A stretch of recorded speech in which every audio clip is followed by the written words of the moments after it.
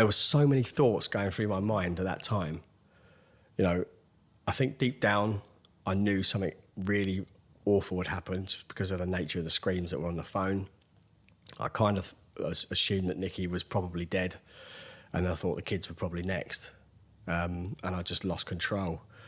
I remember screaming down the phone at this poor operator on the phone, you know, that she was going to be responsible if anything happened to my kids because she hadn't acted quick enough and all this kind of stuff, and it wasn't her fault. And as soon as I put the phone down to her, and I kept the line open to Nick, and I was just talking to her down the phone. I was just saying, you know, stay with me. You know, I know you can hear me. Just please, just don't go, don't leave me. And I couldn't get up off the floor. My legs were completely gone numb. I just could not get up off the floor. I was just dragging myself up onto the bed, trying to make my legs work. And I remember just hitting my legs with my fists and trying to get some feeling back into them so I could get up and go downstairs to the reception and start seeing what was going on. And yeah, I managed to pull my jeans on and a T-shirt, and I went out of the room. I ran down to the reception, and I tried to find out the numbers of the rooms that my friends were staying in.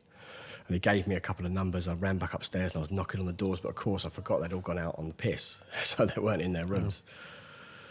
And eventually, you know, I just sat down in reception. I just remember sitting there shaking, you know, I couldn't control my arms and my shoulders. They were just shaking, and I was trying to talk to Nick on the phone, and then all of a sudden I heard the children crying on the phone. So I knew they were alive at least. But then I could hear them saying to Mummy, wake up, you know, and one of the kids was saying, why has this happened to our family? And they were only 6 and 3. So something, you know, for them to be sitting there or whatever they were doing when something awful had happened, I knew. And then I heard the paramedics arrive with the police, and that's when I cut the line off. I didn't want to listen to any more, and at least I knew the kids were kind of safe. At least I knew that someone was there with them. But it seemed like forever that took, you know. But in reality, it was probably only about 3 or 4 minutes in entirety of that phone call.